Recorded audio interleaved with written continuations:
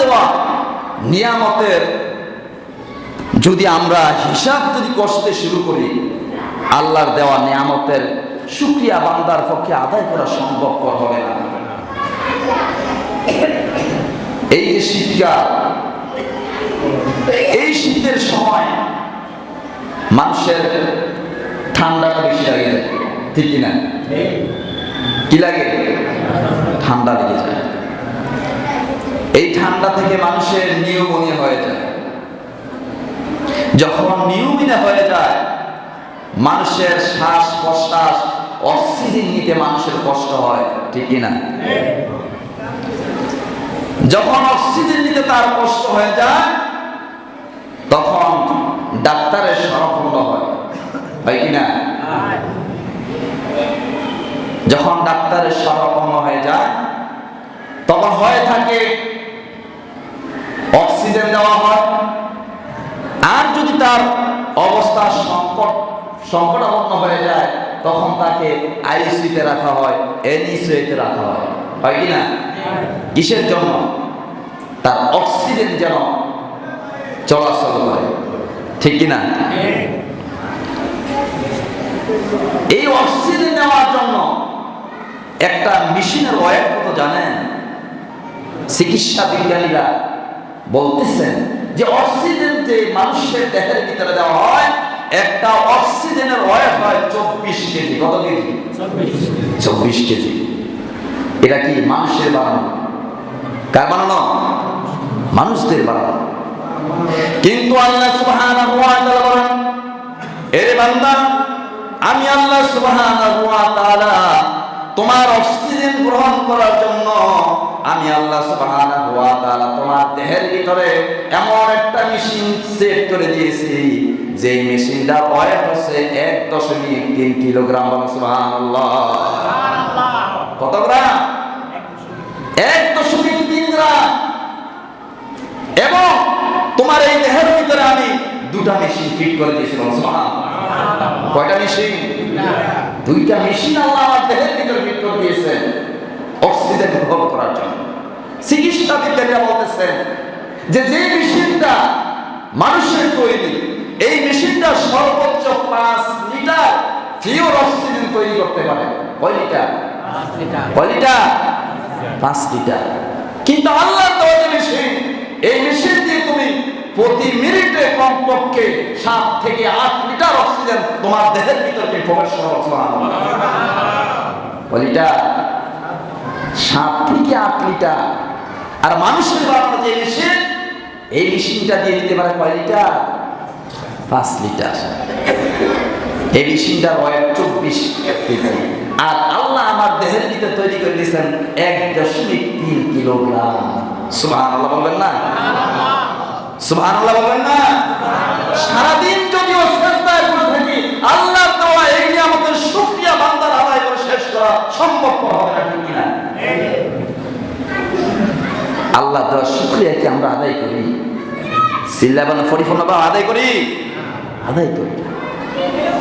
চিকিৎসা বিজ্ঞানীরা বলতেছে, মানুষের দেহের ভিতরে যে দুইটা অক্সিজেন নেওয়ার জন্য যে দুইটা যন্ত্র আছে, এই দুইটা যন্ত্রের ভিতরে আল্লাহ সুবহানাহু ওয়া তাআলা পরিশোধন করার জন্য প্রায় 48 কোটি থলি তৈরি করে দিয়েছেন। সুবহানাল্লাহ। কত কোটি? কত কোটি? 48 কোটি। এটা কাজ হচ্ছে তার দেহের ভিতরে দুনিয়ার জমিনে আল্লাহর প্রদত্ত যে অক্সিজেন আছে, এই অক্সিজেন তার দেহের ভিতরে প্রবেশ করাবে। সুবহানাল্লাহ বলবেন না? সুবহানাল্লাহ। যদি মিনিটে 7 থেকে 8 লিটার অক্সিজেন যদি সে গ্রহণ করে থাকে, তাহলে 24 ঘন্টায় কত ঘন্টা, কত মিনিট হয়? 1440 মিনিট, আনুমানিক 11,000 লিটার। কত লিটার? কত লিটার? কয় ঘন্টা? কয় ঘন্টা? 24 ঘন্টা মানে একদিন। কয় দিন? একদিনে সে 11,000 লিটার তার দেহের ভিতরে অক্সিজেন পৌঁছাচ্ছে। সুবহানাল্লাহ। এই 11,000 অক্সিজেনের ভিতরে পুরো এটাই কি অক্সিজেন? এটার ভিতরে কি আছে? হাইড্রোজেন আছে। কি আছে? হাইড্রোজেন আছে। এটা এই ফুসফুসটা অক্সিজেন গ্রহণ করে ভিতরেটা পরিশোধন করতে থাকে। এই পরিশোধন করে তার সমস্ত দেহের ভিতরে রক্তকে সঞ্চালিত করার জন্য, রক্তকে সঞ্চালিত করে দিয়ে তার সমস্ত দেহের ভিতরে রক্তগুলো পৌঁছে দিয়ে কার্বন ডাই অক্সাইড বের করতে এবং সুবহানাল্লাহ। সেই অনুপাতে প্রায় 550 লিটার বিশুদ্ধ অক্সিজেন একটা বান্দা দুনিয়ার জন্য গ্রহণ করে থাকে।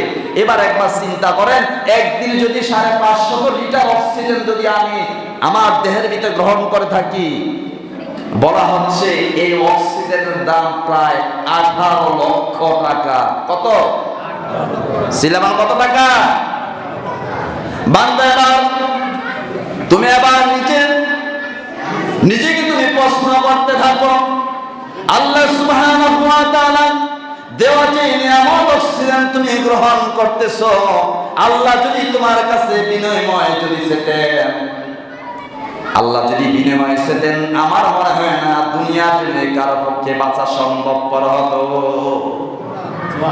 সুবহানাল্লাহি ওয়া বিহামদিহি সুবহানাল্লাহিল আযীম। আল্লাহর দেয়া নিয়ামতের দিকে যদি তাকাই, একটু যদি চিন্তা ফিকির করি, সারাদিন যদি সেজদায় পড়ে থাকি, আল্লাহর শুকরিয়া আদায় করে বান্দার পক্ষে শেষ করা সম্ভবপর হবে না, ঠিক না? এবার বলেন, আল্লাহর দেওয়া এই নিয়ামতের কি আমরা একটু শুকরিয়া আদায় করি? আল্লাহ সুবহানাহু ওয়া তাআলা বলেন, ফাবিআইয়ি আলাই রাব্বিকুমা তুকাযযিবান। আল্লাহ বলতেছেন, আমার কোন নিয়ামতে তোমরা অস্বীকার করবে? আল্লাহর কোন নিয়ামত অস্বীকার করা সম্ভব? ছেলে মানে সম্ভব? আল্লাহ সুবহানাহু ওয়া তাআলা বলেন, আমাদের জন্য বলেন তো সবচেয়ে বড় নিয়ামত কি? বলতে পারবেন? মানুষের জন্য পৃথিবীর জমিনে আল্লাহ 18,000 মাখলুক তৈরি করেছেন। কত? জিলাবান কত? 18,000 মাখলুক তৈরি করে দিয়েছেন। সমস্ত মাখলুকদের একটা নির্দিষ্ট সীমা তৈরি করে দিয়েছেন কে? আল্লাহ। আর মানুষদের জন্য সবচেয়ে বড় নিয়ামত হচ্ছে স্বাধীনতা। সুবহানাল্লাহ বলবেন না? সুবহানাল্লাহ। সিলাম সুবহানাল্লাহ বলবেন না?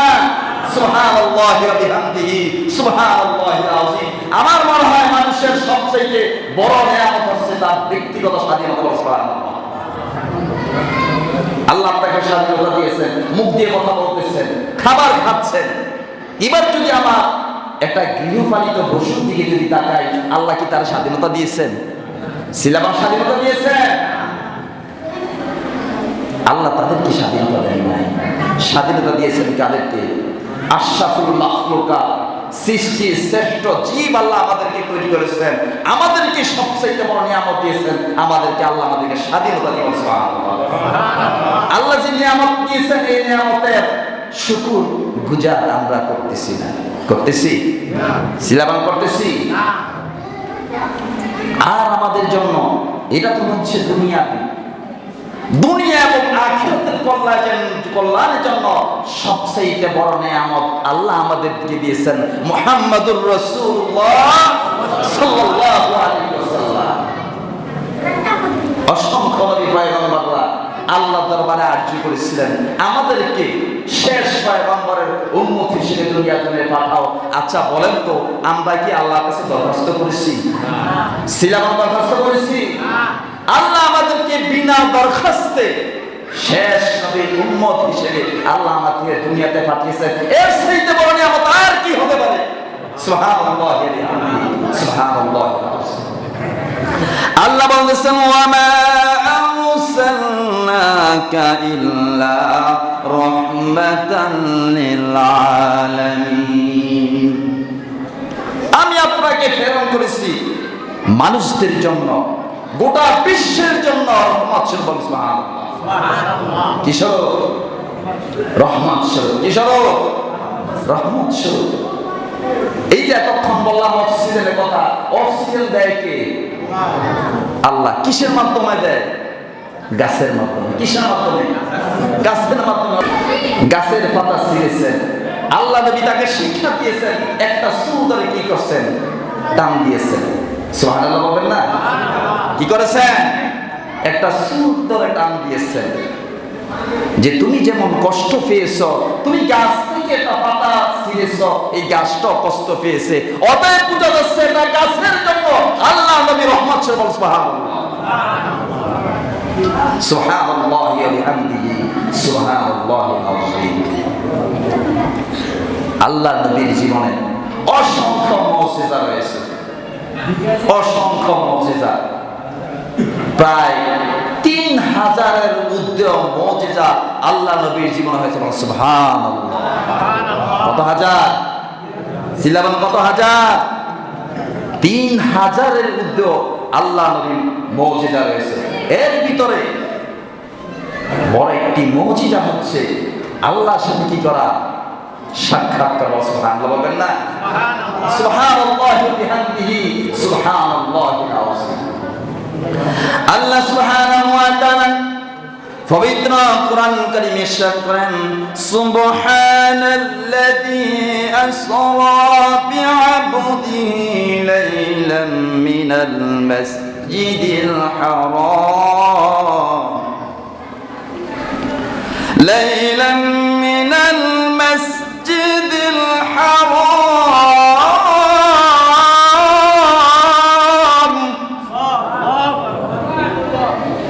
ليلا من المسجد الحرام إلى المسجد الأقصى الذي باركنا حوله لنريه من آياتنا إنه هو السميع البصير. الله سبحانه وتعالى পরম পবিত্র ও মহামান্বিত সত্তা, যিনি তার বান্দাকে নৈশকালে ভ্রমণ করিয়েছেন। বলুন সুবহানাল্লাহ। কখন? নৈশকালে, মানে রাত্রে আল্লাহ সুবহানাহু ওয়া তাআলা তার বান্দাকে ভ্রমণ করিয়েছেন মসজিদুল হারাম থেকে মসজিদুল আকসা পর্যন্ত। বলুন সুবহানাল্লাহ। মসজিদুল হারাম থেকে মসজিদুল আকসা পর্যন্ত আল্লাহ নবী মুহাম্মদুর রাসূলুল্লাহ সাল্লাল্লাহু আলাইহি ওয়াসাল্লামকে ভ্রমণ করিয়েছেন কে? আল্লাহ। যার সাথে আমি পর্যাপ্ত বরকত দান করেছি। আল্লাহ কি বলেন? যে আমি যার চারপাশে পর্যাপ্ত বরকত দান করেছি, যাতে আমি তাকে কুদরতের নিদর্শনগুলো দেখিয়ে দেই, নিশ্চয়ই তিনি সর্বশ্রোতা ও সর্বদ্রষ্টা। সুবহানাল্লাহ বলবেন না? সুবহানাল্লাহি বিহামদিহি সুবহানাল্লাহিল আযীম। নবুয়তের 10ম হিজরিতে, নবুয়তের 10ম হিজরিতে রজবের 27তম রজনীতে এই মহান ঘটনাটি সংঘটিত হয়। এই ঘটনাটি দুটি অংশে বিভক্ত। কয়টা অংশে? দুইটি অংশে। এক নাম্বার হচ্ছে ইসরা। এক নাম্বার কি? ইসরা।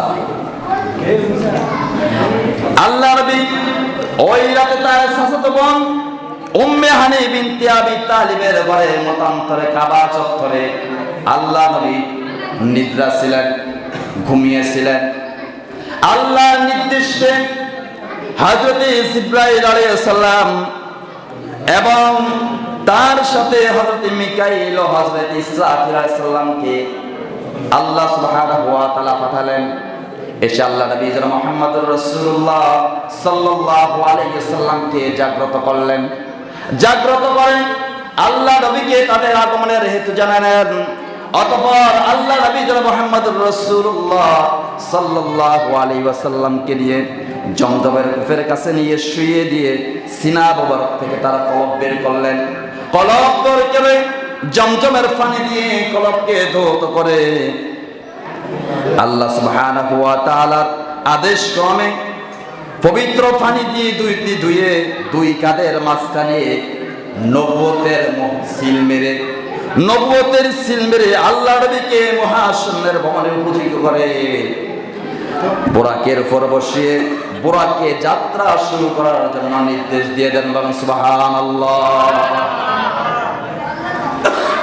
আসছেন কে? হযরতে জিবরাইল আলাইহিস সালাম। সাথে ছিলেন কি? তার দুজন। কয়জন? দুজন ফেরেশতা। একজনের নাম হচ্ছে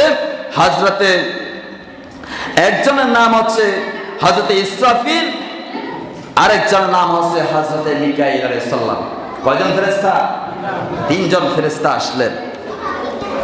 বুরাকের প্রথমে মদিনাতে মুনাওয়ারা, এরপরে নিলেন সিনাই পর্বত, এরপর হযরত ঈসা আলাইহিস সালামের জন্মস্থানে বাইতুল্লাহ হয়ে, ঈসা আলাইহিস সালামের জন্মস্থানে বাইতুল্লাহ হয়ে ফতি মসজিদুল আকসা পর্যন্ত, সেখানে নবী রাসূল সাল্লাল্লাহু আলাইহি ওয়াসাল্লামের সাথে নিয়ে আল্লাহ নবী 2 রাকাত নামাজ আদায় করলেন। কয় রাকাত?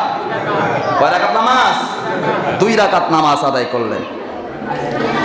আদায় করে তিনি আল্লাহ নবী ইমামতি করলেন, করলেন। এই পর্যন্ত এটাকে বলা হয় ইসরা। এটা কি বলা হয়? ইসরা।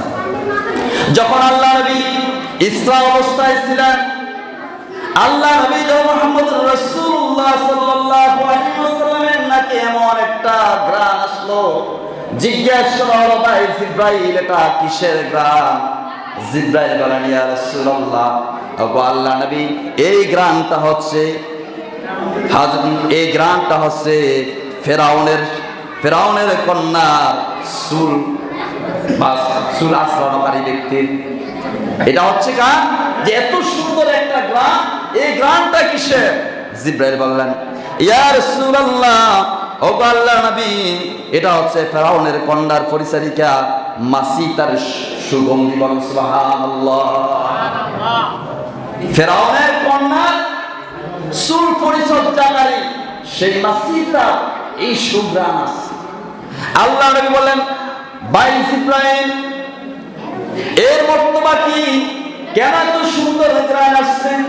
আল্লাহ নবী মুহাম্মদুর রাসূলুল্লাহ সাল্লাল্লাহু আলাইহি ওয়াসাল্লামের প্রশ্নের প্রত্যুত্তর বলেন, ইয়া রাসূলুল্লাহ, যখন ওই পরিচারিকা ফেরাউনের কন্যার যখন আসছিলেন, মাসিদার হাত থেকে যখন সিরিটা পড়ে গেছে, পড়ে যাওয়ার সাথে সাথে বিসমিল্লাহ বলে যখন ওই সিরিটা নিয়েছেন, কি বলে? বিসমিল্লাহ বলে নিয়েছেন।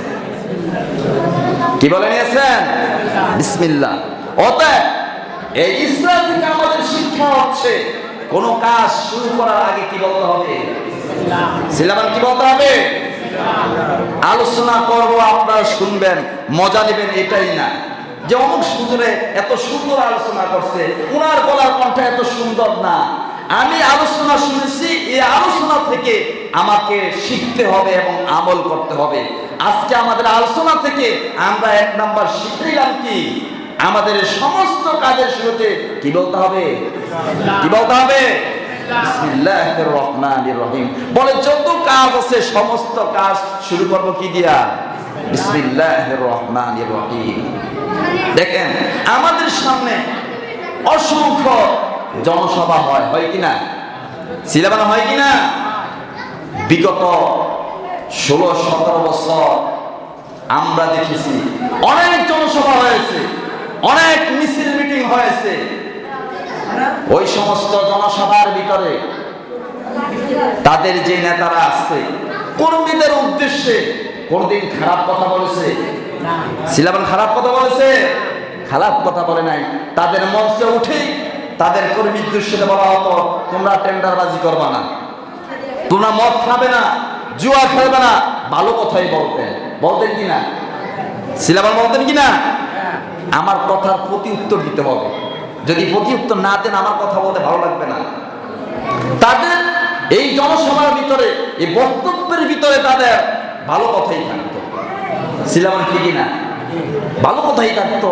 হে আমার কর্মীরা, তোমরা কেউ মদ খাবে না, জুয়া খেলবে না, খারাপ কাজ করবে না। কিন্তু এদের জনসভার শেষে দেখবেন মারামারি শেষ নাই। হয়েছে কিনা? তার কারণ হচ্ছে কি? তার কারণ হচ্ছে তাদের জনসভার শুরুতে আল্লাহর নাম নিয়ে শুরু করে নাই। ঠিক কিনা? যদি আল্লাহর নাম নিয়ে শুরু করা হতো, অবশ্যই তাদের কর্মীরা তাদের কথা মতোই চলতো। ঠিক কিনা? তাদের জনসভা শুরু হতো তাদের নেতা নেত্রীদের নাম নিয়ে, ঠিক কি না? তাহলে এটা আমাদের সামনে বাস্তবিক প্রমাণ, আল্লাহর নাম ছাড়া কোনো কাজের ভিতরে আল্লাহ বরকত নিহিত করে দেন না, ঠিক কি না? অতএব মুসলমান, আমাদের জন্য শিক্ষা হচ্ছে, আমার মাইকের আওয়াজ যতদূর পর্যন্ত যাচ্ছে, আমার মা বোনদের উদ্দেশ্য বড় বলবো, আপনারা যখন যত কাজ শুরু করবেন, সকল কাজের শুরুতেই বিসমিল্লাহ বলে শুরু করলে এর ভিতরে বরকত নিহিত করবেন কে? আল্লাহ। বরকত নিহিত করবেন কে? আল্লাহ। সম্মানিত মাদের উদ্দেশ্য বলছি, যখন আপনি আপনার চাউলের ডিব্বা থেকে যখন চাউল নিয়ে রান্না শুরু করবেন, চাউল নেওয়ার শুরুতে বলবেন বিসমিল্লাহির রহমানির রহিম। যখন বিসমিল্লাহ বলে শুরু করবেন, রান্না যখন দিতে যাবেন তখন বলেন বিসমিল্লাহির রহমানির রহিম। চুলাতে যখন বসাবেন শুরু করবেন কার নাম নিয়ে? আল্লাহ। সিলাবার কার নাম নিয়ে? আল্লাহ। যখন রান্না শেষ হয়ে গেল, খাবার যখন পরিবেশন শুরু করে দিবেন তখন বলেন বিসমিল্লাহির রহমানির রহিম। এবং সন্তানকে যখন খাবার দিবেন, যখন নিজে খাবার শুরু করে দেন আল্লাহর নাম নিয়ে বিসমিল্লাহির রহমানির রহিম। বরকত দিবেন কে? সিল্লাবার বরকত দিবেন কে? যখন বিসমিল্লাহ নিয়ে শুরু করবেন, রান্না থেকে খাওয়ার শেষ পর্যন্ত যখন বিসমিল্লাহ নিয়ে শুরু করে দিবেন, এর ভিতরে বরকত দিয়ে দিবেন কে? সংসারের ভিতরে অভাব হবে না। সংসারে কি হবে না? অভাব হবে না। স্বামী স্ত্রী ঝগড়া হবে না। তার কারণ হচ্ছে আমার সর্ব কাজের শুরুতে যদি আল্লাহর নাম নিয়ে শুরু হয়ে যায়, এরা ভিতরে বরকত নিহিত করে দিবেন কে? আল্লাহ। সিলাম বরকত নিহিত করে দিবেন কে? অতএব আমরা শিখলাম, সর্ব কাজের শুরুতে, সর্ব ভালো কাজের শুরুতে শুরু করবো কার নাম নিয়ে? আল্লাহর নাম নিয়ে। বলতেছিলাম, ফেরাউনের কন্যা বলল, তুমি কি আমার বাবার নাম নিয়ে শুরু করলে?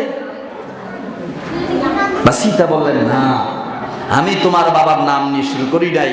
যিনি আমাকে তৈরি করেছেন, তোমাকে যিনি তৈরি করেছেন, সেই আল্লাহর নাম নিয়ে আমি শুরু করছি। সুবহানাল্লাহ বলবেন না? আমাদের সৃষ্টিকর্তা কে? আমাদের ইবাদতের পাওয়ার মালিক কে? আচ্ছা বলেন তো, এবার আমরা যে ইবাদত করি, এই ইবাদত করি কি আল্লাহর জন্য করতেছি? না, আমি বলবো আমাদের ইবাদতগুলো আমার মনে হয় যেন মানুষকে দেখানো, ঠিক কিনা? সিলামান ঠিক কিনা? দেখবেন 5 ওয়াক্ত নামাজের সময় মসজিদগুলো শূন্য হয়ে যায়, হয় কিনা? কিন্তু জুমার দিন যখন আসে, মাহে রমজান যখন আসে, মসজিদ পরিপূর্ণ হয়ে যায়। এই মুসল্লি কি কোথায় আছে? আসমান থেকে আসে না সমাজের থেকে? এখন বলেন তো, এই যে শুক্রবার এবং মাহে রমাদানের সময় যখন এরা মসজিদে উপস্থিত হয়ে যায়, এরা কি আল্লাহকে রাজি খুশি করার জন্য আসে না মানুষকে দেখানোর জন্য আসে? আমার মনে হয় যেন এরা মানুষকে দেখানোর জন্য আসে। কারণ শুক্রবার যদি আমি বাসায় বসে থাকি, আমার সন্তান বলবো যে বাবা আজ জুমার দিন মসজিদে গেল না, বলবে কিনা? আমার স্ত্রী বলবে, তুমি এমন একটা মানুষ, আজ শুক্রবার তুমি মসজিদে গেলে না। এখন বলেন তো, আল্লাহকে ভয় করে এসেছি না মানুষের কথায় এসেছি? কার কথা? মানুষের কথায় এসেছি। আর মানুষের কথায় যখন আমি ইবাদত শুরু করে দিব, এই ইবাদত আল্লাহর কাছে কোশ্চিনকালেও গ্রহণযোগ্যতা পাবে না। তার কারণ হচ্ছে লোক দেখা ইবাদত হচ্ছে আল্লাহর সাথে শিরক করা। কি করা? আল্লাহ সুবহানাহু ওয়া তাআলা বলেন, ইন্নাশ শিরকা লাযুলমুন আযীম। আল্লাহ সমস্ত গুনাহগুলো ক্ষমা করে দিবেন, কিন্তু আল্লাহ সুবহানাহু ওয়া তাআলা কখনো আল্লাহর সাথে শরীক করা কখনো গুনাহ ক্ষমা করবেন না। কথা কার? অতএব ইবাদত হবে কার? সন্তুষ্টি করব কার? আল্লাহ সুবহানাহু ওয়া তাআলা, ইয়া আইয়ুহান নাস উবুদু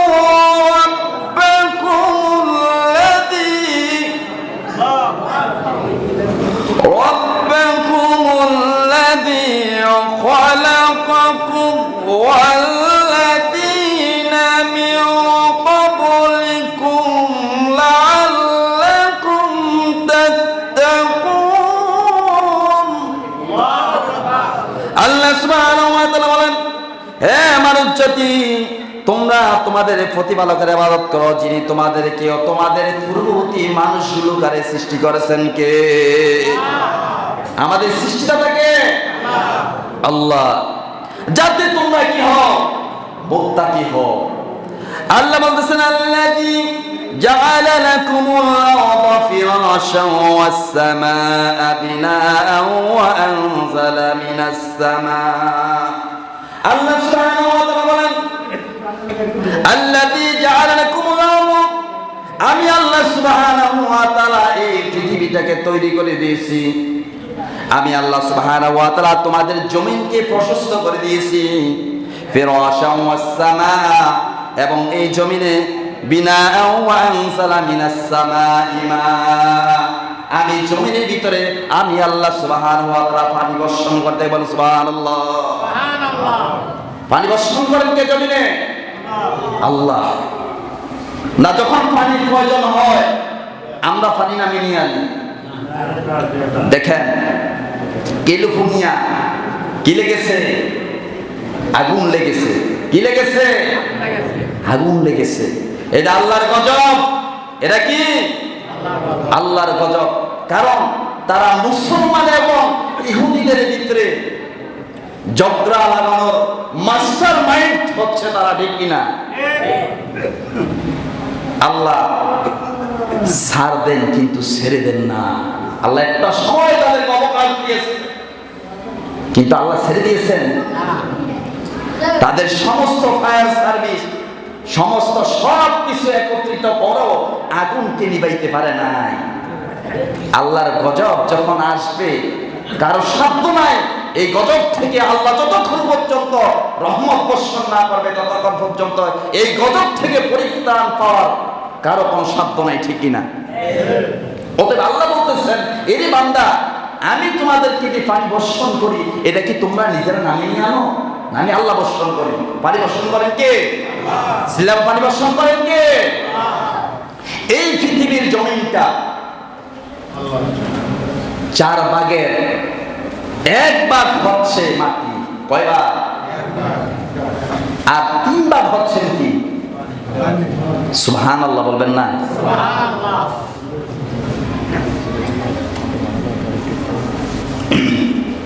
কয় ভাগ? 1 ভাগ করছেন স্থলভাগ, যেটা আমরা বসে আছি। আর 3 ভাগ কি করেছেন? পানি। সুবহানাল্লাহি ওয়া বিহামদিহি সুবহানাল্লাহিল আযীম। এই যে আমরা মসজিদে বসে আছি, এখানে যদি কল দাবানো হয় পানি আসবে না? সুবহানাল্লাহ বলবেন না? সুবহানাল্লাহি ওয়া বিহামদিহি সুবহানাল্লাহিল আযীম। এখানে যদি কল দাবানো হয় সুপ্রিয় মিষ্টি পানি আল্লাহ আমাদেরকে বক্ষণ করবেন। সুবহানাল্লাহ। এই যে পৃথিবীর জমিনে প্রায় 1/3 মাটি আর হচ্ছে সব পানি। এই পানি যদি আমি মনে করি সব আমার ব্যবহার উপযোগী না, মানুষের ব্যবহার উপযোগী হচ্ছে 100 ভাগের 1 ভাগ। সুবহানাল্লাহ বলবেন না? সুবহানাল্লাহি ওয়া বিহামদিহি সুবহানাল্লাহিল আযীম। কয় ভাগ? 1 ভাগ হচ্ছে সুপ্রিয় মিষ্টি পানি, যেটা আমরা পান করি।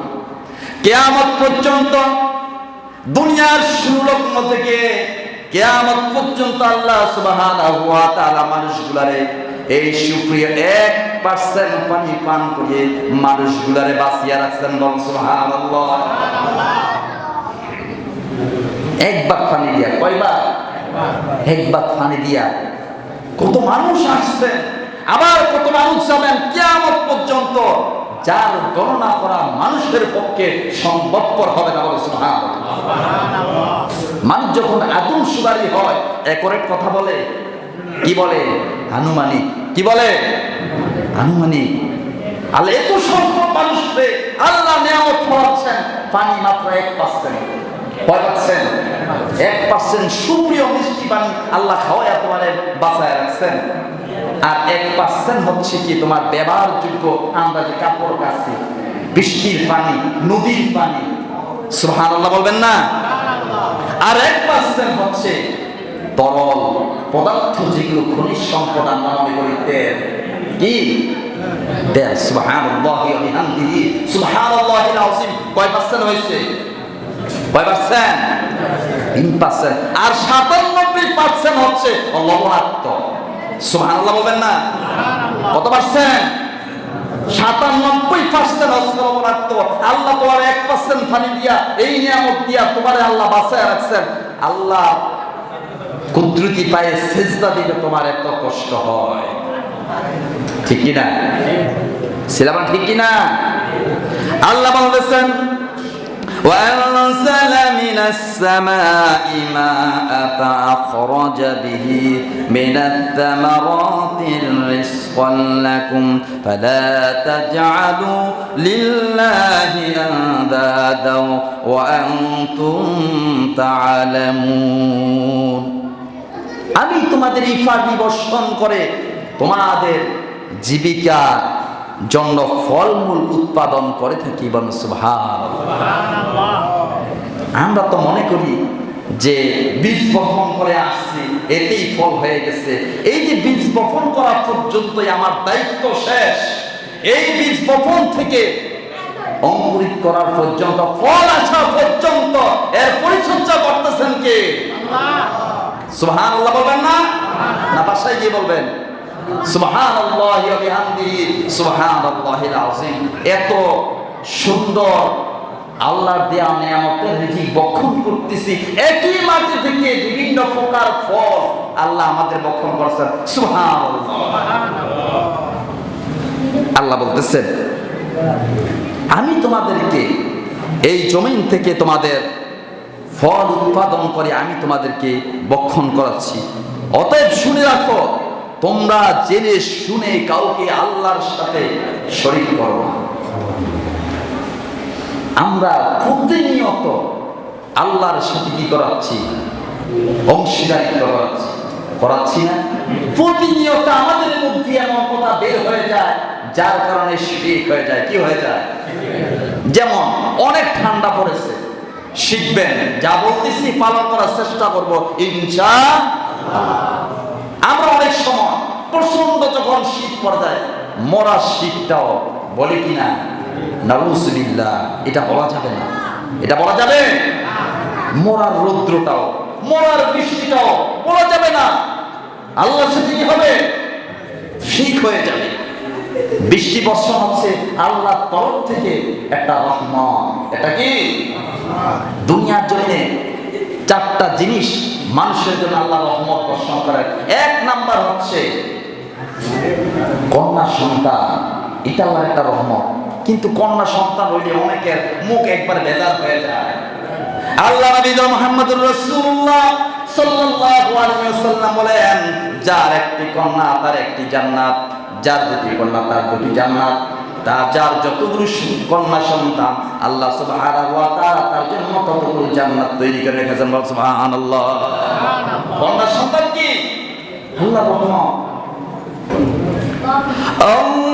আল্লাহু লা ইলাহা ইল্লা হুয়াল হাইয়ুল কাইয়্যুম।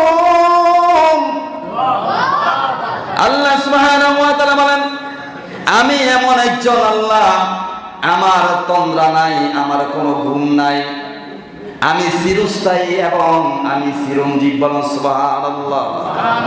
আল্লাহ চিরস্থায়ী এবং কি চিরঞ্জীব।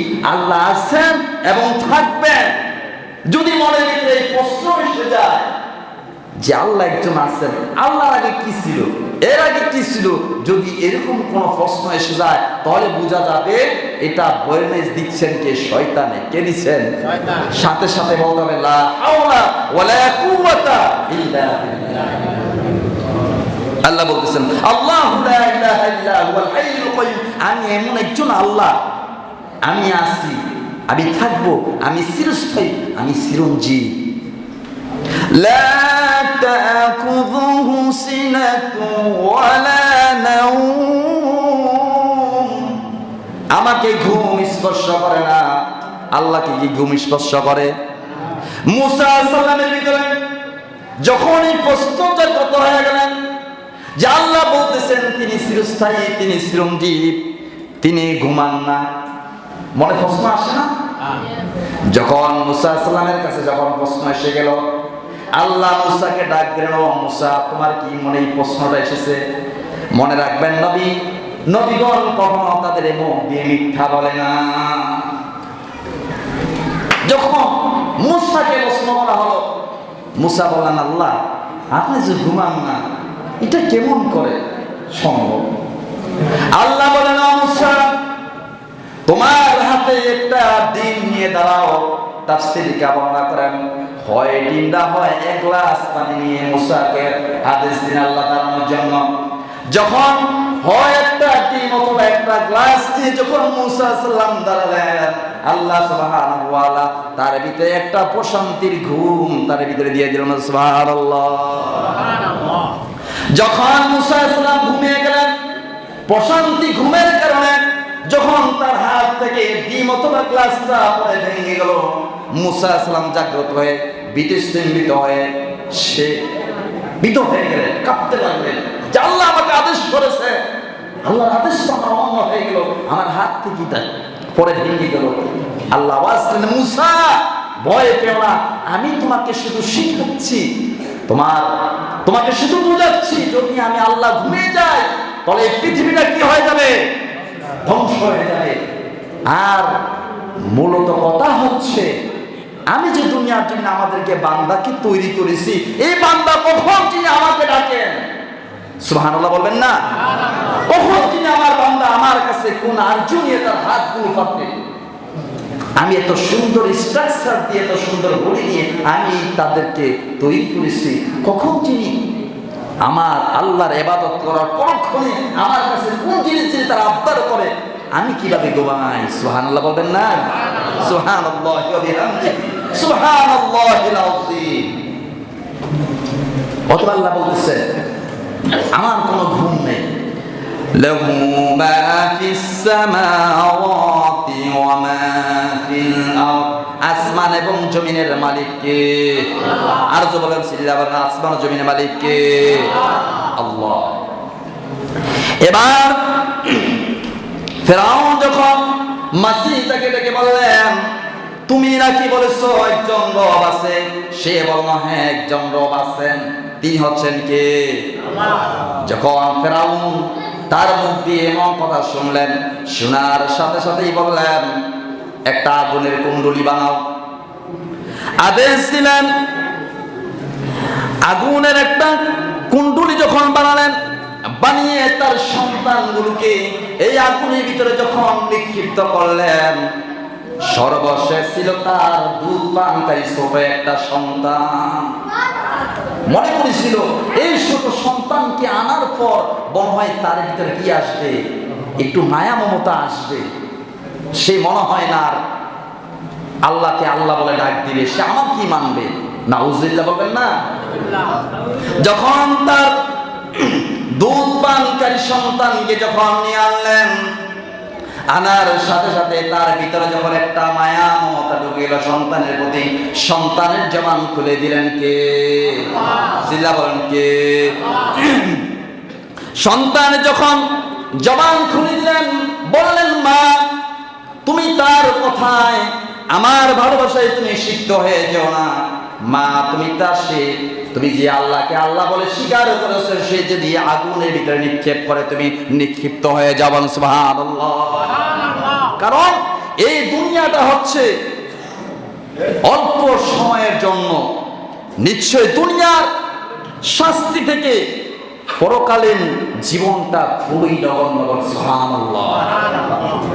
অতএব আমার আল্লাহর ওয়াদা হচ্ছে কি? বড় ওয়াদা। যখন তোমরা আমি আল্লাহর প্রতি ইস্তেকামত থাকবে, আমি আল্লাহকে শুধু একমাত্র রাজি খুশি করার জন্য যখন ইবাদত করবে, আল্লাহ বলছেন, ইন্নাল্লাযীনা ক্বালু রাব্বুনা আল্লাহু সুম্মা ইসতাকামু তাতানাজ্জালু আলাইহিমুল মালাইকা। আল্লাহ বলেন, নিশ্চয়ই যারা আমার আসমানকে আল্লাহ বলে স্বীকার করলো, মুখ দিয়ে কথা বলে লা ইলাহা ইল্লাল্লাহু মুহাম্মাদুর রাসূলুল্লাহ, এই কথা স্বীকার করলো, ইস্তিকামত থাকলো, ঈমানের প্রতি অবিচল অটল থাকলো। এটার উদ্দেশ্যে আল্লাহ বলতেছেন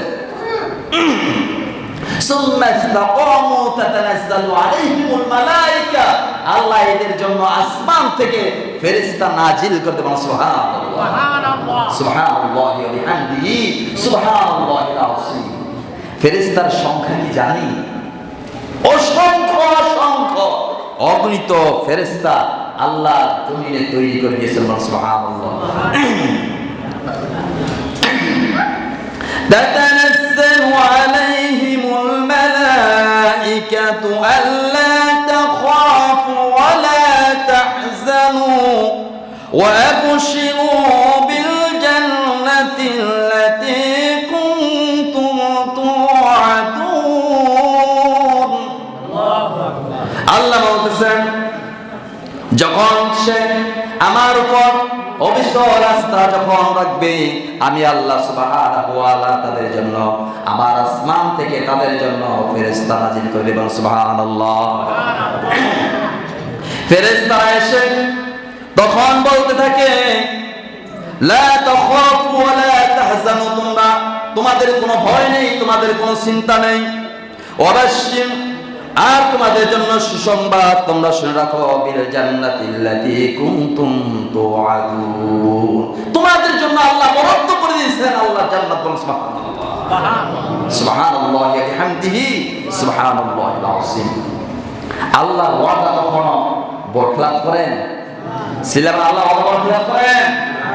ওয়াদা বরখলাফ হয়ে যায় আমাদের, তাদের আমাদের মানুষদের ওয়াদা বরখলাফ হয়ে যায়। ওয়াদা বরখলাফ করা বিনা গুনাহ। করা যাবে? ওয়াদা বরখলাফ করা যাবে? আল্লাহ বলেন বাল তু'থিরুনাল হায়াতাদ দুনিয়া ওয়াল আখিরাতু খায়রুন ওয়া আবকা, কিন্তু তোমরা পার্থিব জীবনকে প্রাধান্য দাও, অথচ আল্লাহ সুবহানাহু ওয়া তাআলা আখিরাত উৎকৃষ্ট এবং স্থায়ী তোমাদের জন্য রেখে দিয়েছেন। সুবহানাল্লাহ। দুনিয়ার জমিনটা ক্ষণস্থায়ী, আমরা দুনিয়া নিয়ে মত্ত হয়ে গেছি। আল্লাহ বলতেছেন তোমরা পার্থিব জীবনটাকে তোমরা প্রাধান্য দিয়ে থাকো। আচ্ছা বলেন তো, এই পৃথিবীর জমিনটাকেই তো আমরা বেশি প্রাধান্য দিচ্ছি না? যেমন দেখেন মসজিদ থেকে আজান হচ্ছে, হাইয়া আলাস সালাহ, নামাজের দিকে আসো, হাইয়া আলাল ফালাহ, নামাজ তোমার জন্য কল্যাণ বয়ে নিয়ে আনবে। মসজিদে যখন আহ্বান হয় আমরা কি ছুটে আসি? কর্মব্যস্ততায় নিমজ্জিত থাকি, একটা টাকা কামানোর জন্য, সন্তানকে খাওয়ানোর জন্য কাজকর্মে নিয়োজিত থাকি। আল্লাহর আহ্বানে একবার পড়ে আসি, কিন্তু আমার নিজের কাজটাকে আমি নিজে প্রাধান্য দিচ্ছি। তার কারণেই আমার ছেলে সন্তান, আমার স্ত্রী, পরিবার পরিজন কথা শুনে না, ঠিক কিনা? কারণ হচ্ছে আমি যদি আল্লাহর কথা শুনতাম, অবশ্যই আল্লাহ কি করতেন? আমার সন্তানের ভিতরে, আমার বিবির ভিতরে এই মায়া মহব্বত ঢুকিয়ে দিতেন, তখন আমার কথা তারা শুনতো। ছিলাম ঠিক কিনা? আল্লাহর কথা না শোনার কারণে সন্তান সন্ততিও আমার কথা শুনতে চায় না। আল্লাহ বলতেছেন এই দুনিয়ার জমিনটাকে, পার্থিব জীবনকে তোমরা প্রাধান্য দিও না। শুনে রাখো, আখিরাতটাই হচ্ছে তোমাদের জন্য উৎকৃষ্ট। আল্লাহ বলেন ওয়া'আদাল্লাহুল্লাযীনা আমানু ওয়া আমিলুস সালিহাতি লাহুম মাগফিরাতুন ওয়া আজরুন আযীম। যারা ঈমান আনে, অসৎকর্ম করে, আল্লাহ তাদের প্রতিশ্রুতি দিয়েছেন, তাদের জন্য রয়েছে মহা পুরস্কার। তাদের জন্য কি আছে? মহা পুরস্কার। আচ্ছা বলেন তো, পৃথিবীর জমিনে সবচাইতে বড় পুরস্কারটা কি? পৃথিবীর জমিনে সবচাইতে বড় পুরস্কার হচ্ছে দুনিয়ার জমিন। যখন আমি দুনিয়ার জমিন থেকে যখন চলে যাব, চলে যাওয়ার সাথে সাথে যদি আমার মুখ দিয়ে কথা বের হয়ে যায়, লা ইলাহা ইল্লাল্লাহু মুহাম্মাদুর রাসূলুল্লাহ, আমার অন্তিমকালে আমার মৃত্যুর সময় যদি আমার মুখ দিয়ে কথা বের হয়ে যায়, আমার মনে হয় এর চাইতে বড় আর কোনো পুরস্কার হতে পারে না। ঠিক কিনা? সেটা ঠিক কিনা? এই পুরস্কারটা তখনই পাবো যখন সার্বক্ষণিক আমার মুখ দিয়ে কি বের হবে, আল্লাহর নাম বের হয়ে যাবে। সুবহানাল্লাহ বলেন না? দেখবেন মসজিদের মিম্বার থেকে যখন ইমাম সাহেব